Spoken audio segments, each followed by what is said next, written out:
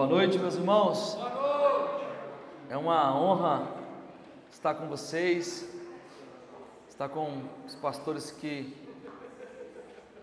pastoreiam essa igreja. Obrigado pela sua vida, Rada. Obrigado, Johnny. As famílias, as esposas, muito obrigado. É uma honra compartilhar do Evangelho. Eu sempre digo que o Evangelho é aquilo que acabou com a minha vida, então agora que Deus me dê graça para continuar com o resto de vida que eu tenho.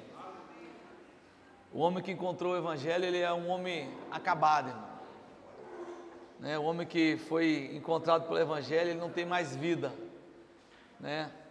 Eu não sei se você já passou pela experiência de tentar se desviar. Eu nasci na igreja, né? Minha mãe é assembleana, nasci na igreja, né? Vendo vigília, aquelas histórias que a gente não dormia de noite, todo dia tinha uma irmã lá em casa orando e via alguém saindo do guarda-roupa, via não sei o que, terrorizado, né, amigo? Aos 19 anos de idade, quando fui morar fora do país, eu me desviei por 1 ano e meio. E se você perguntar, pastor, você sabe o que é a vida no mundo? Não sei. Porque pensa num cara que não conseguia pecar direito, né? Então eu sempre falo que Deus estragou minha vida, né? E enfim, agora eu vou ter que viver a minha vida toda amando aquele que me resgatou. Abra sua Bíblia, Provérbios capítulo 4, versículo 23. Eu vim com muita vontade para pregar um sermão para vocês. Eu ia pregar ontem, não deu, vou pregar hoje também não. Vou pregar um outro sermão aqui hoje que Deus falou comigo ali. Provérbios capítulo 4, versículo 23. Seguinte: acima de tudo, guarde o seu coração, porque dele depende toda a sua vida. Eu vou repetir. Sobretudo, guarde o seu coração, porque dele depende toda a sua vida. Querido, você vai entender o que eu quero compartilhar com vocês hoje, e para isso eu preciso fazer aqui com vocês uma análise. Você já viu gente sem perna? Gente sem dente? Gente sem orelha? Gente sem braço? Mas ninguém nunca viu ninguém sem coração. Nunca viu. Não estou falando do Lula não, estou falando de política. Nem do Alexandre de Moraes, falando de política não. Quando você vai entender um pouco a fisiologia humana, você vai entender que a vida depende do coração. Não necessariamente o coração é o único órgão responsável por manter alguém com vida, que se você arrancar o cérebro do cara, né, o cara morre, né? Não vou falar de política também. Mas o coração, ele é o responsável por manter um ser humano vivo. E se você olhar de maneira fisiológica, você vai perceber que o coração ele está bem guardado, o coração ele está bem protegido, não apenas porque ele está atrás de uma caixa óssea, todo guardado por uma caixa óssea, mas também porque ele está no principal lugar de defesa, ele está aqui. Então, tanto de maneira física quanto de maneira espiritual, o coração ele é um órgão que precisa ser bem cuidado. E eu quero falar hoje sobre entre a fé e a decepção. Alguém aqui já se decepcionou com Deus? Só eu? Você nunca se decepcionou com Deus? Que bom. Se você não se decepcionou, você pode ter certeza que você ainda vai se decepcionar. Porque nós criamos, Tiago, uma ideia de um Deus que ele é obrigado a fazer tudo por nós. A ideia desse cristianismo pós-moderno, do Deus que obedece às nossas ordens, eu declaro e ele faz, eu tomo posse e ele faz. Ontem eu até compartilhei o texto de Mateus capítulo 16, quando Jesus fala, olha, o que ligares na terra será ligado no céu, essa interpretação equivocada, porque na verdade o texto diz, olha, o que ligares na terra terá sido ligado no céu, porque não é o céu que obedece à ordem da terra, é a terra que obedece à ordem do céu, enfim. Mas nós aprendemos dentro do cristianismo, com raízes de impositividade, que Deus ele é um ser que vai fazer tudo o que eu quero, na hora que eu quero, do jeito que eu quero. Inclusive eu faço campanhas para que ele me obedeça. Eu faço 7 dias de campanha, 7 quarta-feira, 7 sexta-feira. Eu não estou falando que as campanhas não são válidas. Eu estou dizendo que nós fazemos as coisas na intenção de que Deus nos ouça e nos obedeça. Lembra no Salmo 51, quando Davi fala, já estou saindo aqui do sermão, quando Davi fala, o que o Senhor deseja é um coração contrito e quebrantado, esse o Senhor não rejeita, lembra? Quando Davi tinha pecado, caído com Betseba, ele estava procurando encontrar um lugar de arrependimento, ele disse, olha, se o Senhor quisesse milhas de ribeiro, eu faria, eu sacrificaria o que o Senhor quisesse aqui, mas não é isso que o Senhor procura, o Senhor não procura sacrifício, o Senhor procura o coração quebrantado. Então nós aprendemos que Deus é um Deus que obedece às nossas ordens, que eu declaro e Ele faz, eu tomo posse e eu tenho, enfim, e isso não funciona, é como nós jogarmos 10 pedras numa mira e você vai acertar 5, ou seja, a matemática de Deus não é Ele segue as suas ordens, você obedece às minhas ordens. E aí, quando nós deparamos com o cristianismo, com o evangelho, que é o que eu quero falar aqui hoje, nós sempre vamos procurar um lugar de descanso no Senhor, mas esse lugar de descanso é quando as minhas orações são atendidas e respondidas. Alguém que já perdeu um familiar querido? Deus é Deus dono da vida? Por que Ele não salvou o seu familiar? Ele não é dono da vida. Você já orou para alguém que ser curado, essa pessoa não foi curada? Mas Deus não é o Deus da cura? Então, se nós aprendermos sobre a soberania de Deus, e não é sobre isso que eu vou falar, mas para você entender, nós vamos entender que a fé e a decepção são amigas gêmeas. Ou seja, eu vou ter fé, mas nem sempre a minha fé ela vai fazer com que Deus funcione a meu favor. Eu te explico. A sua oração, ela chega a Deus, mas ela não tem o poder de mudar o caráter de Deus. Vou repetir. A sua fé, ela chega a Deus, mas ela não tem o poder de mudar o caráter de Deus. Qual foi o principal foco da morte de Jesus na cruz? Foi o quê? Salvar o homem, sim ou não? Salvar o homem, salvar a humanidade. Apocalipse capítulo 1, versículo 8 diz o seguinte: olha, eu sou o alfa, o ômega, declara o Senhor, é aquele que era, que é e que há de vir, o Todo-Poderoso. Mas vamos lá, se Deus é todo-poderoso e é o nosso Pai, sim ou não? Deus é o nosso Pai? Sim ou não? Isso aqui não é uma metáfora, Deus é o nosso Pai, sim ou não? Se Deus é todo-poderoso, por que Ele não foi capaz de salvar alguns casamentos que se vão? Se Deus é todo-poderoso, por que Ele não foi capaz de dar a vida à pessoa que eu orei e pedi para que Ele desse a vida a essa pessoa? Onde Ele estava quando eu estava pedindo socorro e eu entrei em depressão? Onde Ele estava quando eu queria um milagre e não aconteceu? Onde Ele estava quando as minhas finanças estavam na lama e Ele não me respondeu? Então nós temos um problema sério aqui. Se o Deus que nós servimos é um Pai, o Pai, Ele é amoroso, que a Bíblia fala que Ele é amoroso, Ele é todo poderoso, e nós em algumas demandas não fomos respondidos, então calma, então você se decepcionou com Deus, você só não é capaz de verbalizar isso.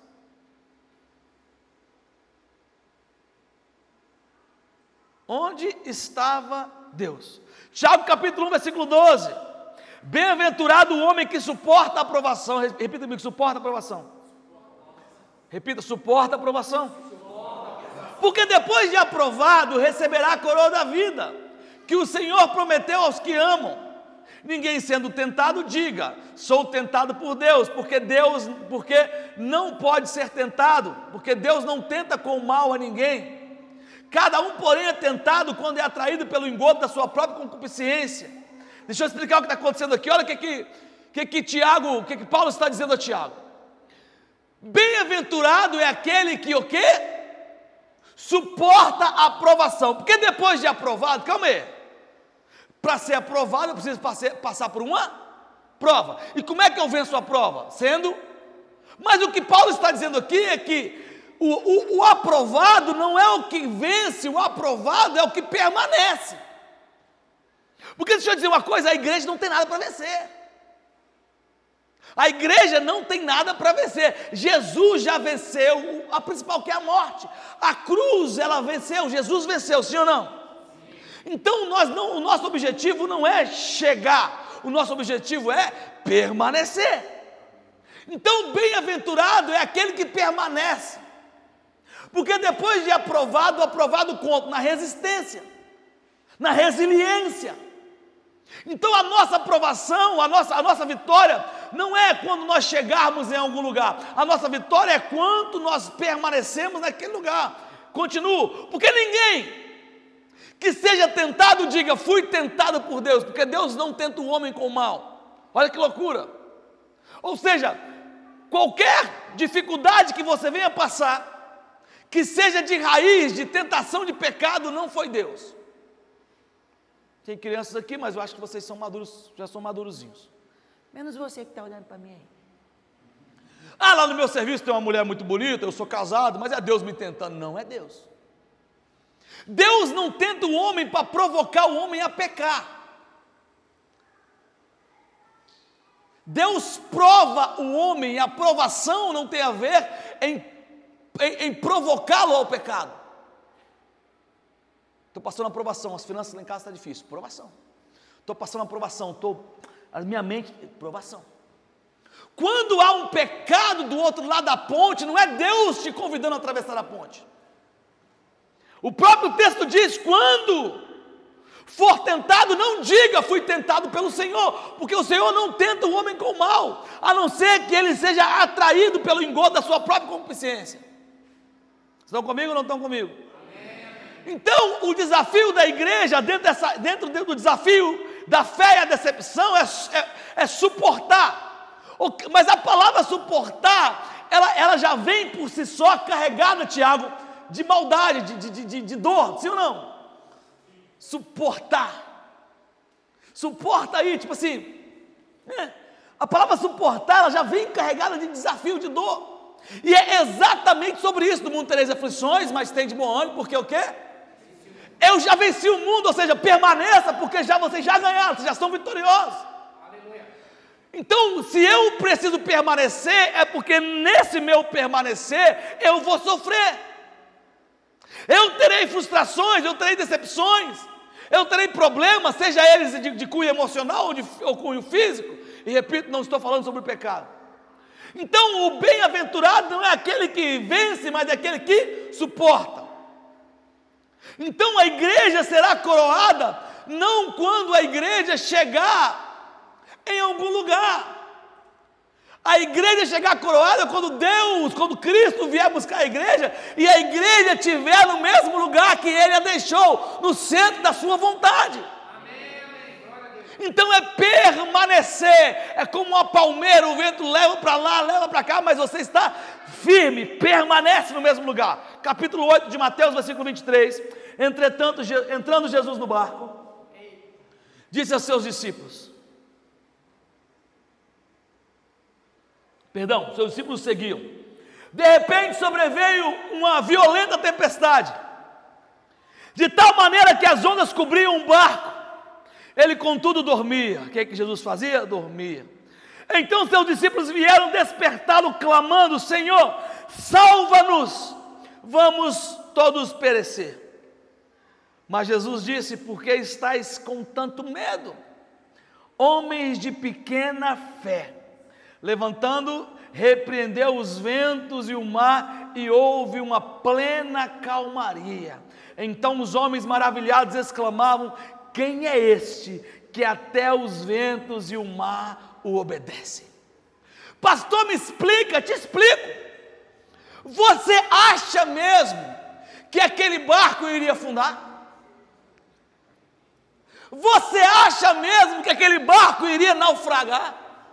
E se afundasse? E se naufragasse? Você acha mesmo que aqueles homens morreriam tendo dentro do barco o autor e consumador da nossa fé? O autor da vida, você acha mesmo? Ou seja, o desespero deles foi que estavam eles dentro do barco com o próprio Cristo, Mas no meio da tempestade, eles esqueceram que havia naquele mesmo espaço físico Deus, que é o próprio Cristo, e se concentraram nas altas ondas. E Jesus repreendeu as ondas, a calmaria chegou, e depois da calmaria chegou, Jesus chamou aqueles homens de pouca fé. Calma. Eu moro na beira da praia. De vez em quando eu me arrisco a ir pescar com os meninos a 6, 7 quilômetros para dentro do mar. E você vê tudo, você consegue ver a praia, pertinho. Mesmo assim, desculpa a expressão, dá um cagaço. E eu não sou de piolho de bar, de onda, fica surfando, eu tenho horror à praia. Onde a gente mora, aparece muita tartaruga. Meus maiores pânicos é mergulhar e subir uma tartaruga perto de mim. É horrível. Não sei quem já pescou em mar aqui, é aterrorizador. Mas Jesus, ele chama aqueles homens de pouca fé. O que nós aprendemos nesse texto, pastor? Nós aprendemos no texto que Jesus está no barco não é sinal de que não vai haver tempestade. Olha que loucura! Jesus não estava a alguns quilômetros, Jesus não estava a alguns metros, Jesus não estava longe, Jesus estava no barco. E mesmo estando no barco, a tempestade chegou, o medo chegou. Deixa eu dizer uma coisa para você aqui, escute bem o que eu estou dizendo. Jesus está no barco não é garantia de que não haverá tempestade, mas é garantia de que mesmo se o barco virar, você não vai morrer, porque Deus é o Deus da vida. Os historiadores dizem, Tiago, que há uma possibilidade, e eu creio nessa possibilidade, que Jesus tenha sido o primeiro homem a morrer na cruz. Tinha 3, Jesus, Gestas e Dimas. Eles dizem que eles têm o contexto histórico que eles falam, mas eu acredito no contexto espiritual. Porque veja bem, se Jesus morre o segundo, ou se Jesus é o último a morrer, imagina como seria contado o Evangelho. Imagina, Tiago, como que o Evangelho seria contado. A morte chegou, levou 2 pessoas do lado de Jesus. Escute isso, era impossível. É impossível a morte levar alguém se esse alguém está do lado de Jesus. Eu não estou falando no contexto físico, ok? Digo no contexto espiritual. Imagina, morre, ressuscita, morre. Por isso, Tiago, há uma tese de que Jesus tenha morrido primeiro. Por quê? Porque a ausência da vida de Cristo fez com que aqueles homens também tivessem a ausência da sua própria vida. Vocês entenderam ou não entenderam? Amém. Sim ou não? Então, as nossas bases, os nossos fundamentos, a nossa estrutura de fé, ela está firmada apenas no ganhar, no ganhar, no ganhar, no ganhar, no vencer, no ganhar, no vencer. E nós nunca trabalhamos com a ideia do perder. Porque para nós o vencer é aquilo que precisa ser visível. Aquilo que precisa ser físico. Mas repito o que eu falei aqui no início do sermão, nós não somos igreja trabalhando para vencer. Nós já somos a igreja que já venceu em Cristo na cruz do Calvário, e nós somos a igreja que precisa permanecer. Seja fiel até a morte, o quê? E dar-te-ei. Seja fiel até a morte. Ou seja, fidelidade é o lugar que nós precisamos permanecer. Provérbios 16, 9. Em seu coração o homem planeja o seu caminho, mas quem determina os seus passos é o Senhor. Está aqui. Então não há nada que aconteça dentro do barco. Eu estou falando para crente, tá? Não estou pregando para mundano aqui, para crente, tá? Estou falando para cristãos. Então nós que somos cristãos, não há nada que aconteça dentro desse barco, não há tempestade alguma que aconteça nesse barco, se o Senhor não saiba que esteja acontecendo. Agora você não acha que Jesus, como Deus, não sabia que tinha uma tempestade ali? Aí você fala, pastor, mas qual a necessidade da tempestade? A tempestade vem para provar a nossa fé. Aleluia. A tempestade, ela chega para provar a minha e a sua fé, e a fé dos discípulos estavam sendo provadas ali. E Jesus repreende os discípulos e diz, homens de pouca fé. Mateus 16, 19. E aqui eu não vou ler, eu já falei sobre isso, que é o texto de Pedro. Eu escrevi algo aqui, eu quero ler para você. A ganância e a necessidade nos deixaram cegos. Por isso nós não confiamos em Deus e em sua palavra. confiamos apenas nas palavrinhas mágicas e cremos que Deus é o gênio da lâmpada. Vou contar uma experiência que eu passei na casa da minha mãe, uns anos atrás. Eu sou muito difícil de ir na casa da minha mãe, e moramos em bairros perto, 15 minutos eu estou na casa da minha mãe. É porque eu sou meio pipa voada mesmo, e ligo, mas não passa muita coisa. Um dia eu fui na casa da minha mãe, numa sexta-feira, visitar minha mãe, e eu vi que minha mãe estava incomodada assim, sabe, incomodada. Eu falei: mãe, a senhora está querendo sair? Ela: tô, meu filho. Eu falei: por quê? Ela: meu filho, olha, hoje é o último elo da campanha. Se eu quebrar o elo da campanha, eu perco todos os 6 elos que eu fiz. Eu: não, mãe, não quebra não, porque Deus vai te sacanear. Eu não usei essas palavras, óbvio, né? Eu falei: não, mãe, vai mesmo, mãe, tá certo, vai lá. Escute isso, é claro que eu não quis expor minha mãe, botar minha mãe na situação complicada, mas veja bem, olha o que eles ensinaram, olha o que eles pregaram, que se ela não cumprir, escute isso, querido, Deus não precisa que você faça campanha. É óbvio que você precisa fazer sacrifício, e esse sacrifício não necessariamente é campanha, ok? O sacrifício não tem a ver com algo para que motive o Senhor, mas o sacrifício ele tem mais a ver com a sua motivação. Deus não precisa disso, nós vamos falar sobre isso. O que Deus precisa é apenas de 1 segundo para resolver o problema que Ele quiser. E aí minha mãe foi para o culto, eu fiquei na casa da minha mãe sozinho com os meus filhos lá, enfim, e eu nem sei se ela recebeu a bênção naquele elo lá. Então a decepção é uma palavra que define o sentimento negativo. Quem já se decepcionou com alguém aqui? Ô irmão, decepção é um trem que joga a gente na lama. Por quê? Porque a decepção ela está ligada à confiança, ou seja, eu só decepciono com quem que eu criei expectativa. Por exemplo, se Neymar não fizer um gol, eu vou decepcionar? Claro que não, eu sou flamenguista. Estou falando sério. Ou seja, você só se decepciona com aquilo que você cria expectativa. Então nós temos a expectativa de que Deus vai resolver todos os nossos problemas. Nós temos a expectativa de que Deus vai resolver e solucionar todos os nossos problemas. E aí, infelizmente, às vezes nós temos algumas surpresas desagradáveis. E as surpresas desagradáveis é o Deus Todo-Poderoso, dono do ouro e da prata, não olhou para mim e eu estou sem arroz lá em casa. Deus Todo-Poderoso, que é o dono da família, o criador da família, não olhou para mim e meu casamento está acabando. Ou seja, nós olhamos para aquele que podia resolver o nosso problema e as nossas expectativas em Deus começam a ser diminuídas. Por quê? Porque nós aprendemos que Ele precisa resolver o nosso problema, quando na verdade nós precisamos olhar para dentro de nós e falar assim: eu preciso ser resiliente naquilo que faço. Porque a minha fé, ela não está ligada às coisas que Deus pode fazer. Tem uma canção que diz assim, né? Minha fé não está firmada nas coisas que podes fazer. Eu aprendi a te amar pelo que és. Eu não só acertei, irmão, também. Então, a irmã quer continuar, irmã? Eu estou brincando, que ela continue, eu estou brincando. Então, continuar crendo em quem nos decepciona vai contra aquilo que é racional. Sim ou não?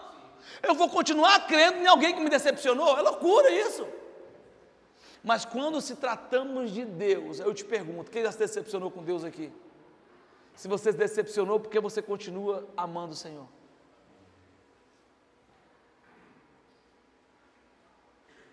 Se nós decepcionamos com Deus, por que nós continuamos amando o Senhor? E talvez a resposta para você e para mim seja: porque nós sabemos que apesar da decepção, Ele continua sendo Deus. Porque vai contra a lógica natural, eu continuar crendo em quem me decepcionou. Isaías 55:9 diz assim: assim como os céus são mais altos do que a terra, também os meus caminhos são mais altos que os seus caminhos, e os meus pensamentos são mais altos que os seus pensamentos. Veja bem, ou seja, o homem é um ser limitado quando Deus é um ser ilimitado. Então crer na soberania de Deus, queridos, vai nos fazer entender melhor os processos que nós passamos. Não estou dizendo que você não deva clamar. Lembra? Jesus, filho de Davi, tenha compaixão de mim. O próprio Cristo, quando foi orar com seus discípulos, Deus meu, por que me abandonaste? Escute isso, clamar faz parte do processo de angústia, gritar por socorro faz parte do processo de angústia, não ser respondido e compreender a não resposta faz parte do processo de fé. Pastor, eu não devo orar? Deve orar. Eu não devo clamar? Deve clamar. Mas se você não for atendido, você precisa permanecer no mesmo lugar, e o lugar da obediência à soberania de Deus. Eu amo essa frase. A sua oração pode chegar a Deus, mas ela é incapaz de mudar o caráter de Deus. Deixa eu dar um exemplo aqui. Vamos supor que existam duas mães. Quem é mãe aí? E eu sou um ser extremamente apaixonado pelos meus filhos. Eu não sei nem explicar. Quem não é pai ainda aí? Ainda. Eu vou falar para vocês uma coisa. Vou falar algo para você. Vocês são casados já? Você a ama? Eu vou te falar uma coisa para você. Você também o ama? Vou falar para vocês. Vocês não conhecem o amor. Eu afirmo com toda certeza. Vocês não conhecem o amor. Está assistindo televisão demais, pá. Não conhece o amor. Pastor, como é que você pode afirmar isso? Porque eu também sou apaixonado pela minha esposa. Mas quando eu tive filhos, eu falei, esse é o verdadeiro amor. E aí você entende. Por que Deus sacrificou Jesus. Aí você entende. A loucura da cruz está aqui. A loucura da cruz está exatamente no pai sacrificar um filho. Isso é loucura. Loucura. Quem é que morreria pelo seu filho? Por que Deus não morreu pelo dele? Por que Deus não morreu pelo filho dele? Olha para mim. Por que Deus não morreu pelo filho dele? Porque qualquer pai, em sã consciência, ele morreria pelo filho, não ao contrário. Escute, o que estava em jogo na cruz não era o tamanho do sacrifício, era o tamanho da dor que o sacrifício causaria. E a maior dor que o ser humano pode sentir é a perca de um filho, cara. Pastor, por que você está dizendo isso aqui? Eu estou dizendo para você que, mesmo Jesus clamando para o Pai, se possível, passe de mim este cálice, Jesus mesmo assim, ele foi para a cruz, porque o Pai o entregou na cruz. Ou seja, o sacrifício de Cristo e a obediência de Cristo, por um decreto de Deus, nos trouxe salvação. Pastor, o que você está dizendo? Eu estou dizendo que o não de Deus para você é um sim de Deus para alguém. Vou repetir, o não de Deus para você é o sim de Deus para alguém. Nós não vamos entender quando a resposta não vier. Nós não vamos entender quando nós clamarmos, jejuarmos, orarmos e nada acontecer. Nós não vamos entender. Mas nós não nascemos para entender, nós nascemos para obedecer. 1 Coríntios capítulo 2, versículo 16. Quem jamais conheceu a mente do Senhor para que possa instruí-lo? A pergunta? Quem conheceu a mente de Deus para que possa dar instrução a Ele? Quem? Sabe o que eu amo, pastores? Quando Deus está falando com Jó, Jó está indignado, aí Deus fala assim, Jó, onde você estava quando eu coloquei os limites nas águas? Aí Deus começa a falar, Jó, onde você estava quando eu coloquei o fundamento na terra? Ou seja, quem é você? Está doido? Está surtado? Eu sou Deus, Jó, tudo está sobre o meu controle. Sabe por quê? Porque às vezes nós achamos que aquilo que deu errado para a gente, deu errado para Deus. E Deus não erra, Deus é o único ser inerrante, Deus não erra. Até aquilo que é mal para a gente é o acerto de Deus. E entender isso eu vou dar um exemplo básico aqui da igreja aqui. Vou falar uma experiência que eu tive, pastor. Uma experiência que eu tive com o Gregório, o próprio Gregório Mequinucci, era um cara que eu amava, um meu amigo pessoal. Eu estava passando por uma crise existencial, congregacional existencial, estávamos rompendo alguns laços. O Gregório foi lá em casa, a Evelyn tinha acabado de descobrir que estava grávida da minha filha Kellen. Isso é exatamente há 11 anos atrás. E quando o Gregório foi orar por mim, ele falou assim: Dinho, existem filhos que só nascem na dor. Existem projetos que só nascem na dor. E eu falei assim, eu não tinha como entender, porque eu estava sofrendo muito com a situação que eu estava passando. Ele disse o seguinte: Dinho, eu vou te dar um exemplo muito claro. Uma mãe, quando o corpo está no processo natural, a bolsa rompe, a dilatação chega, o filho nasce. Dinho, mas tem mães que o corpo não entende, tem mães que a bolsa não rompe, não há dilatação, então tem que haver uma intervenção médica, e quando o médico faz a intervenção, a dor do parto é maior, a mãe fica com cicatriz, às vezes o filho nasce com um problema ou outro, mas ele nasce. Deixa eu dizer uma coisa para você, às vezes nós não entendemos o processo da dor, o processo da decepção, mas a verdade é que Deus não erra, o importante é nascer. Nós não entendemos o porquê. Então eu vou falar eu quero dar um exemplo aqui, quais são as classes de pessoas que se decepcionam com Deus. Aquelas que fazem negócios com Deus na hora da oferta, eu vou dar esperando receber. É aquelas que fazem o telex free gospel, né? Eu vou investir aqui para ter X% de... Escute isso, o dízimo e oferta é uma semente que você planta. Quando você ganha o fruto, se você não come o caroço do fruto, você joga ele na terra de novo. Nós podemos aqui dar vários exemplos do que é o dízimo e a oferta. E o dízimo e a oferta um pouco definem quem nós somos, capítulo 23, versículo 23 de Mateus. Jesus olha para os escribas e os fariseus e diz: ai de vocês hipócritas, porque vocês entregam o dízimo do endro e do cominho. Jesus está repreendendo os dizimistas. Vocês são dizimistas do endro e do cominho, seus hipócritas, mas vocês esquecem também a saber a justiça, a fé e a misericórdia. Sabe o que Jesus está falando, Tiago? Que você precisa ser dizimista sim, mas você precisa ser justo, ter fé e ser misericordioso. Ou seja, o dízimo e a oferta é um complemento de quem nós somos. Abra sua Bíblia, por gentileza. Marcos, capítulo 2. Deixa eu achar outra versão da Bíblia aqui.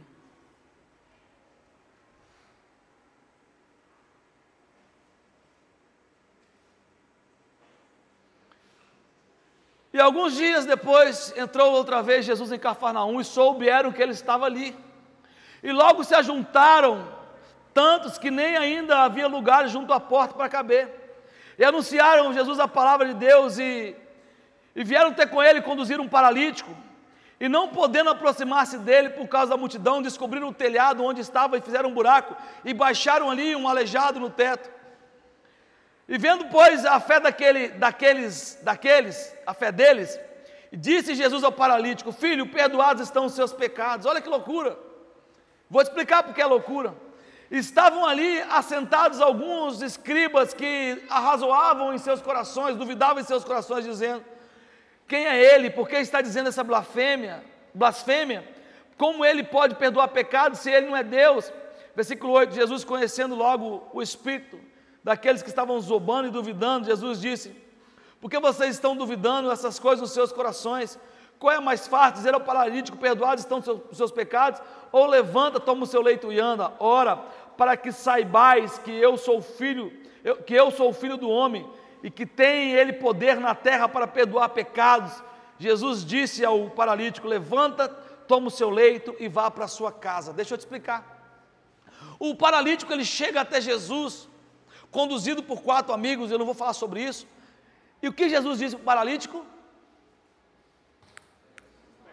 Perdoados estão os seus pecados. Mas por que Jesus disse ao paralítico: perdoados estão os seus pecados? Porque foi exatamente para que Jesus veio.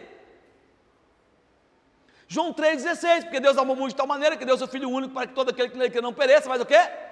Tem a vida eterna. A vida eterna ela vem através de uma cura do cadeirante? Não, ela vem através do perdão dos pecados. Então o que Jesus fez? Perdoados estão os seus pecados, é para isso que eu vim, para perdoar os seus pecados. Você veio até mim para quê? Para ser curado ou para receber perdão? Essa é a pergunta que fica. E aí no meio da multidão, as pessoas estavam assim, quem é ele para perdoar pecado? E Jesus, olha só, Jesus disse o seguinte, olha, já que vocês duvidam que eu sou Deus e posso perdoar pecado, camarada que está aleijado aqui, levanta, toma o seu leito e anda. Pastor, o que nós aprendemos aqui? Nós aprendemos que nós já recebemos de Deus aquilo que nós precisávamos, que é o quê? O perdão dos pecados. Pastor, mas eu preciso de uma cura. Ok, a cura ela é secundária. Deus não vai te dar um milagre porque você precisa, porque o que você precisa você já tem, que é o perdão dos pecados. Deus vai fazer um milagre para que outros saibam que Ele é Deus. Então toda vez que um milagre acontecer na sua vida, não é porque você merece, é para que o seu testemunho seja visível e que as pessoas saibam que Ele é Deus para perdoar pecados. Aleluia. É o que está acontecendo aqui. Ou seja, às vezes nós nos colocamos no lugar de merecimento, que eu acabei de falar agora aqui, que achamos que Deus, damos ordem, Deus diz, não, escute isso, toda vez que Deus fizer algo por nós, não é porque nós merecemos, é porque o nosso milagre, ele vai servir como testemunho para que outras pessoas cheguem até Ele, e essas pessoas tenham o perdão dos seus pecados.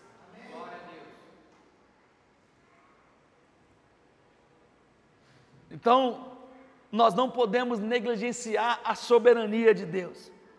Deus pode prosperar a gente? Claro que pode. Deus pode fazer milagre? Claro que pode. Deus pode ressuscitar mortos? Claro que pode. Mas a nossa expectativa, ela precisa sempre estar, Ele pode e vou orar para Ele fazer, porque nós precisamos ser insistentes, ok? Faz parte do nosso caráter, mas do caráter dele faz parte Ele fazer o que lhe aprouve. Lembra de Jesus? Pai, se possível, olha Jesus falando, se possível, passe de mim esse cálice. Marcos 5, abre por favor, quero ler com você. Eu tenho mais uma meia hora, pastor, tenho menos, tenho mais, me dá aí. Marcos 5, por favor.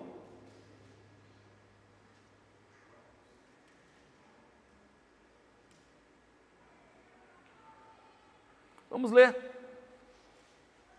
versículo 21 até o versículo 24. E passando outra vez Jesus no barco para o outro lado, ajuntou-se a ele uma grande multidão, e ele estava junto do mar. E eis que chegou um dos principais da sinagoga, por nome de Jairo, e vendo-o prostrou aos pés de Jesus, e rogava-lhe muito, dizendo, a minha filha está a ponto de morrer, rogo-te que venha e lhe ponha as mãos para que ela viva. E foi com ele, repita comigo, e foi com ele, ou seja, Jesus foi com Jairo, e o seguia grande multidão. Olha para mim que eu vou te explicar o que está acontecendo aqui. Jairo, um importante símbolo da cidade, um importante homem da cidade. Jairo, ele tinha um problema, e eu não quero só contextualizar para você, não sei se isso aconteceu, mas duvido que não tenha acontecido, porque o pai faz tudo pelo seu filho, sim ou não? Uma vez a Kellen passou mal, ela desmaiou, bateu a cabeça, minha filha do meio, e eu estava com um amigo meu no carro, e eu falei, Jadiel, corre, Jadiel, corre, Jadiel, corre, e Jadiel saiu avançando todos os sinais, eu falei, cara, fica tranquilo que eu coloco os pontos na minha carteira, eu pago todas as multas, e Jadiel saiu avançando todos os sinais, ou seja, um pai, ele não mede as consequências para salvar o seu filho, sim ou não? E Jairo era um importante homem naquela cidade. Jairo, ele tinha um problema e certamente tinha também dinheiro, tinha recursos. Eu não sei o que Jairo fez ou o que ele não fez, mas acredito que ele tenha feito muita coisa para tentar salvar a vida da sua filha.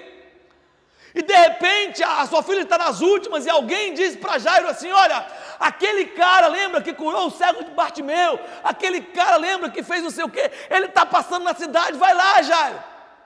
E Jairo poderia ter chegado até Jesus e ter, olha, eu queria conversar com você, que eu sou um importante homem na sinagoga aqui. Não! Jairo, ele não mediu esforços e ele se jogou nos pés de Jesus. Por que ele se jogou nos pés de Jesus? Porque ele tinha um problema. Qual é o problema? A sua filha estava à beira de morrer. Ou seja, todo pai que sabe o que é a dor de um filho, o pai não mede esforço. E sabe o que Jairo pediu? Jesus, olha, eu vim aqui, eu vim aqui porque a minha filha está doente lá. Eu queria que você fosse lá, só impor as mãos sobre ela. Tem como você ir? E a Bíblia fala o quê? Que Jesus foi com ele. Mas Jairo tinha um problema agora. Qual é o problema de Jairo? Versículo 25. E certa mulher, que havia 12 anos tinha um fluxo de sangue, que havia padecido muito com muitos médicos, e despedindo tudo quanto tinha, nada lhe aproveitando isso antes de estar pior. Versículo 27. Ouvindo falar Jesus, veio por detrás entre a multidão e tocou a sua veste. Porque dizia, se tão somente eu tocar as vestes, serei curada. E logo se secou a fonte de sangue que jorrava, e sentiu o seu corpo estar já curado daquele mal. E logo Jesus, conhecendo que de si saiu poder, voltou-se para a multidão e diz: quem tocou as minhas vestes? Disseram-lhe os discípulos,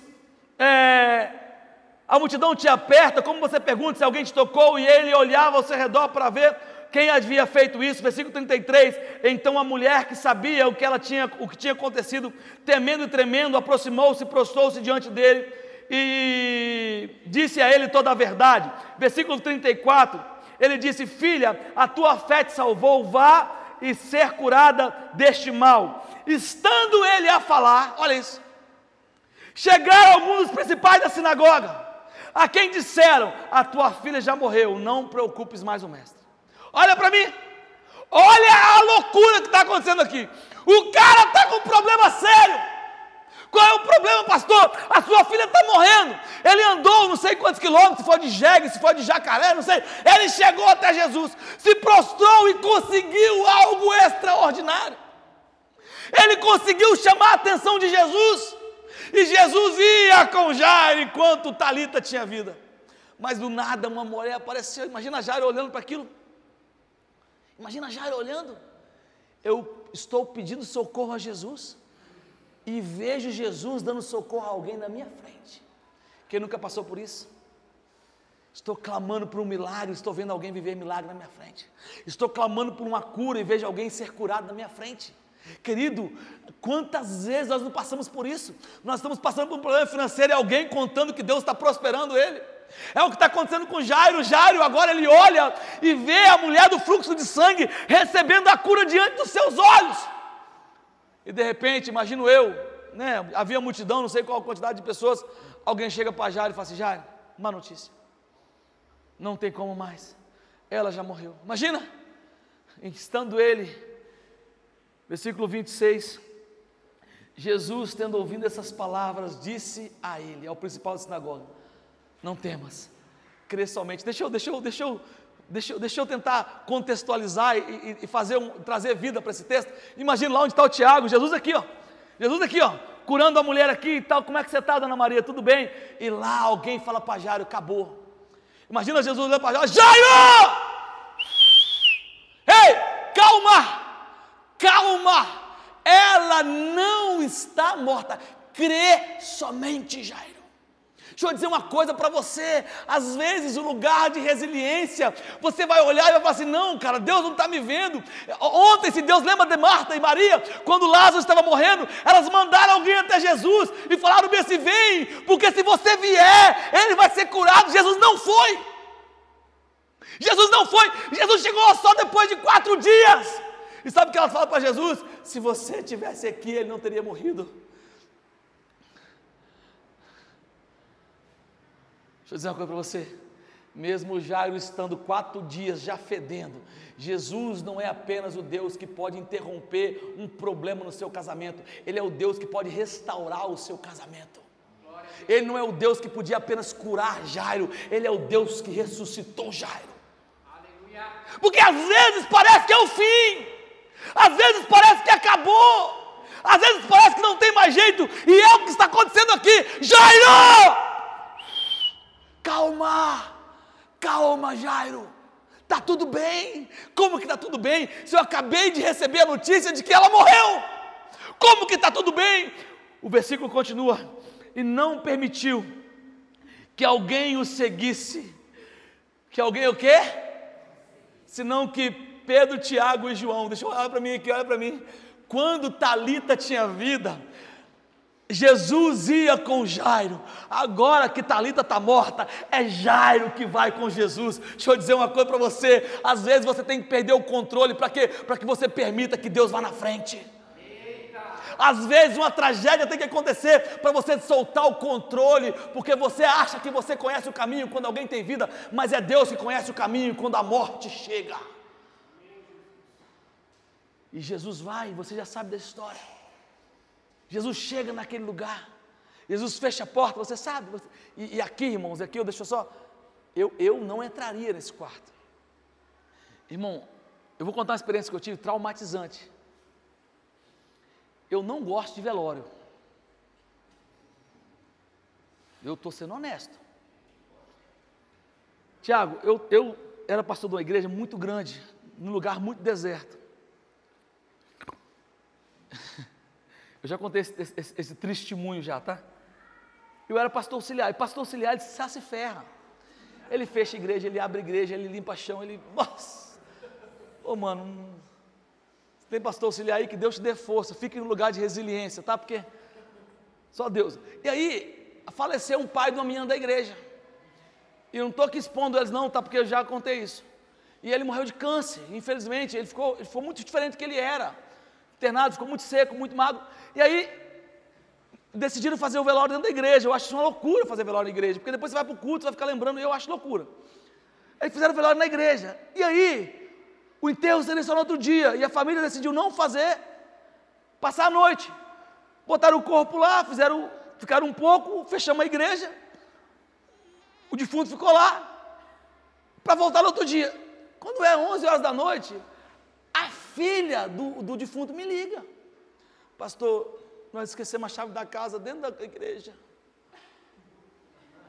Irmão, e não é um lugar assim movimentado não. Eu falei, como é que eu vou falar com essa irmã que eu não vou lá sozinho? Eu falei, seu pai é seu, você conversa com ele, tranquiliza as coisas, porque eu... Irmão, aí eu falei assim, hein, é porque deve ter mais bolsa lá, você tem como você ir para reconhecer a bolsa? Não, mas é a única bolsa, é uma azulzinha. Eu abri a igreja, dei só um pingo na luzinha, a luz acendeu. Irmão, eu estou falando sério, eu fui andando assim, ó, para pegar a bolsa, mas pronto para voltar correndo. Aí eu falei, nossa pastor, irmão, pensa num cara que tem trauma dessas coisas. Sangue, quem aqui? Só eu que sou assim? Eu sou o único? Irmão, traumatizado. Eu não sei, minha mãe contava muita história de roça. Eles entraram no quarto com a menina morta. E sabe o que acontece? Quando Jesus chega na casa, o que tinha lá, pastor? Festa. Antigamente se contratava as pessoas, né, para chorar, para tocar. O que Jesus faz? Eu só entro. Depois você lê o texto. Eu só vou entrar se eles primeiro saírem. Ou seja, deixa eu te ensinar uma coisa para você aqui. Às vezes o que o milagre precisa, aliás, o que precisa para o milagre acontecer, é você tirar do ambiente que Jesus precisa fazer um milagre, as pessoas estão chorando o velório da sua casa. Talvez para Jesus entrar, você precisa tirar um relacionamento, uma amizade. E Jesus chega e fala para aquela menina, dá uma ordem para aquela menina levantar, aquela menina levanta, aquela menina se alimenta. E deixa eu dizer uma coisa para você, parecia estar tudo perdido. Parecia que estava tudo acabado. Jairo, ele visualiza na sua frente uma mulher recebendo a cura e o milagre, e a notícia de que sua filha morreu, mas mesmo assim, ele recebeu uma outra notícia, de que Jesus iria agora. Mas Jesus não iria antes, iria, mas o contexto era diferente. No primeiro, nós lemos que primeiro Jesus estava indo com ele, agora é ele que vai com Jesus. Cara, isso aqui é extraordinário. Abra sua Bíblia que é o último texto que nós vamos ler. Números capítulo 10, versículo 29.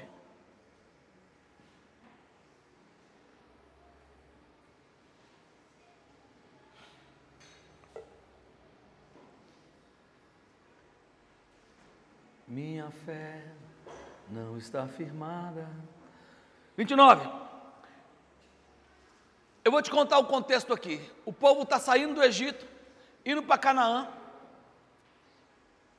E Moisés está aqui tendo um problema sério. E esse é o problema que Moisés está tendo. Versículo 29. Então Moisés disse a Robabe, filho do midianita, Reuel, sogro de Moisés, ou seja, o cunhado de Moisés, era Robabe. Eis que estamos de partida para o lugar, a respeito do qual disse o Senhor, eu vos o darei. Vem, portanto, conosco também, e repartiremos contigo o que há de bom, o que nós conquistaremos, o que Deus prometeu a Israel. Versículo 30, mas Robabe respondeu, não irei com vocês, voltarei para a minha terra e para o meu povo. Versículo 31, contudo Moisés insistiu dizendo, por favor, não nos abandones, tu conheces bem o lugar onde nós devemos acampar e descansar, e você poderá nos servir de olhos no deserto. Se vieres conosco, faremos a ti o bem que Deus fará a nós. Pastor, explica o texto, explico. O povo estava saindo do Egito, indo a Canaã, e no meio do caminho, não sei quantos anos depois, quantos dias depois, o cunhado de Moisés fala assim, sabe de uma coisa, eu vou é nada. Ele senta. Ele decide dizendo o seguinte, olha, vocês podem avançar sozinhos, vocês podem prosseguir sozinhos, eu vou voltar para a minha terra. Ou seja, que terra? Se ele era um escravo, o povo do Egito não se tornou livre quando chegaram em Canaã, eles se tornaram livres quando saíram das mãos de Faraó. Deixa eu dizer uma coisa para você, a igreja não será vitoriosa quando chegar no céu, ela foi vitoriosa quando Jesus nos tirou da mão de Satanás. Nós estamos no deserto, mas nós somos livres e já somos vitoriosos. Amém. O caminho, o deserto é um processo de resiliência, de resistência. Robabe estava dizendo, eu quero voltar para a minha terra. Depois você vai ler o texto, eles estavam com saudade do alho, do pepino, da cebola, só coisa ruim, gente, alho, pepino e cebola. Não quer comer mais maná, não. Robabe está em crise aqui. Moisés para tudo. Deus deu palavra para Robabe? Não, a gente nem sabe quem é Robabe, um nome feio do caramba também. Robabe. Deus deu uma palavra para Moisés, quem tinha uma palavra era Moisés. Mesmo assim, Moisés, como líder que ele era, falou, Robabe, você é muito importante para nós, você tem serventia para a gente, Robabe. Robabe, você sabe os lugares onde nós devemos acampar. Robabe, você sabe os lugares que nós precisamos parar. Você conhece o caminho, Robabe. Vem! E Moisés continua, porque o bem que Deus fizer a nós, nós faremos a você. Olha que loucura, a motivação para Robabe prosseguir, foi benefício que aquele povo teria. Escute isso, não é pecado você sonhar. Eu vou dar um exemplo, Davi, lembra de Davi? Quando Davi, primeira coisa que Davi pergunta, o que ganhará o homem que matar esse gigante? Aí eles falam assim, quem matar o gigante vai ter parte da herança do rei, o rei vai dar umas terras aí, não vai pagar mais imposto, vai casar com a filha dele, opa! Aí Davi fala, então quem é esse circunciso aí? Escute isso, às vezes Deus move o seu coração, com a intenção que o seu coração se move, mas para você trabalhar para Ele. O gigante precisava ser morto, e Davi precisava da motivação. O que Moisés deu a Robabe aqui foi motivação. Robabe estava parado, indo para o lugar que Deus prometeu, ele parou. Quantos de nós às vezes não passamos por isso? Sabemos, temos fé porque Deus falou e nós no meio do caminho paramos, cansei. Voltar para a minha terra, voltar para a minha parentela, escute isso, queridos, é onde a igreja não entendeu, é por isso que eu falo que às vezes as pessoas trabalharam nossa mente para nós acreditarmos que nós seremos livres, nós não seremos livres, nós já somos livres. Nós já somos livres, nós já somos vitoriosos, nós só estamos aguardando Jesus voltar. É o que eu falo, é um processo de resiliência, é de resistência. Nós não temos vitória nenhuma para vencer, irmão, guerra nenhuma para vencer, Jesus já venceu por nós. E aí, Moisés continua o seu percurso com o seu cunhado e, enfim, você conhece o final da história. Capítulo 127, versículo 1 e 2 de Salmos. Se o Senhor não edificar a casa, em vão vigia os que trabalham para edificar. Se o Senhor não guardar a cidade, em vão vigia a sentinela. Inútil vos será levantar de madrugada, repousar à tarde, comer o pão de dores, pois Deus dá aos seus amados enquanto eles dormem. E dormir aqui não é preguiça, dormir aqui é descansar. Quem já dormiu e acordou com notícias terríveis? Quem já acordou e dormiu com notícias extraordinárias? Porque escute, quem dorme é você, Deus não dorme. Deus dá aos seus amados enquanto eles descansam. Escute isso para a gente terminar o sermão aqui. Deus vai te decepcionar. Deus vai, às vezes, levar você a um nível, a um limite que você vai falar assim: onde você está? Onde você estava? E deixa eu te dar uma outra notícia muito ruim também. Às vezes você não terá a resposta que você quer ouvir. Eu ia dar o exemplo, acabei não dando. Duas mães, lembra que eu comecei esse exemplo? Eu sou imperativo, eu acabo esquecendo. Duas mães. Olha para mim. Uma tem um filho que é mau e outra tem um filho que é bom. A mãe do filho o filho que é mau mata o filho da mãe que é bom. Eu estou igual o Dilma aqui. Tocando o vento. Vocês entenderam o que eu falei aqui? O filho bom mata o filho mau, certo? Quando o filho... O filho mau mata o filho bom. O que acontece com o filho bom? É preso. Imagina. O filho mau... Não, o filho bom está preso para o resto da vida, mas você entendeu. Estou brincando. O filho mau é preso. Uma mãe perdeu um filho e a outra também perdeu, porque um está preso e um está morto. Agora imagina você. As duas chegam diante de Deus. E uma fala para Deus assim: Deus, tenha compaixão do meu filho. Ele é o único filho que eu tenho, ele é o provedor da casa. Deus, veja bem, Deus, ele só cometeu um crime, ele é réu primário. E o outro lado, a outra fala assim: Deus, meu filho nada fez para morrer. Se você é juiz, falando que você é Deus, não, se você é juiz, qual mãe que você ouviria?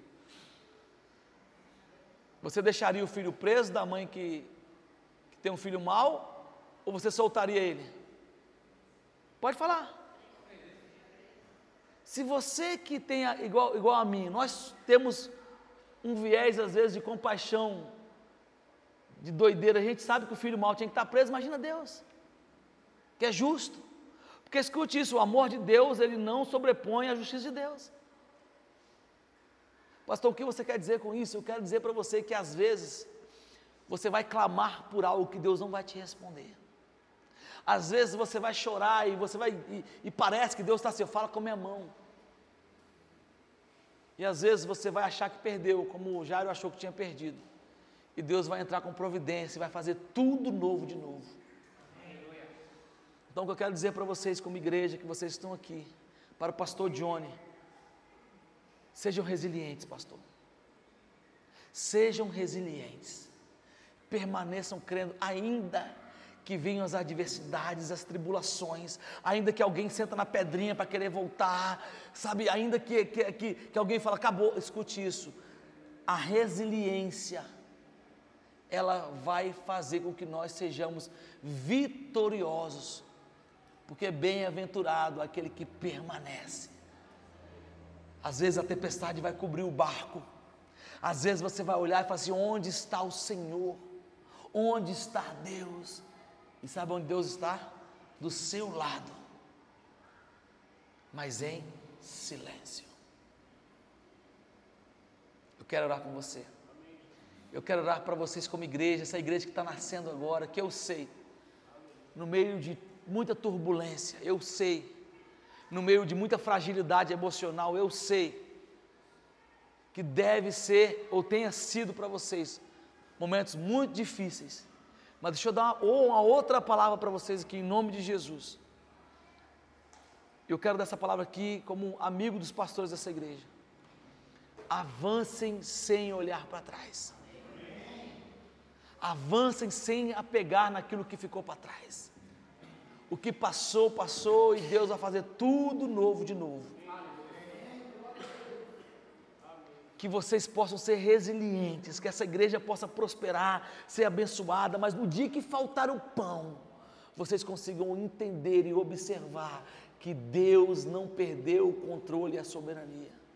Que essa igreja possa crescer, possa fluir, que pessoas possam ser abençoadas aqui, que vocês possam ser tremendamente prósperos em todos os níveis, sejam financeiros, emocional e espiritual, que essa igreja conheça a história dessa cidade, mas não a história que contaram, mas a história que vocês estão vivendo. Há uma frase que diz: não me interprete por aquilo que contaram, me conheça para que vocês saibam quem eu sou. Queria que você ficasse de pé no seu lugar para eu poder orar.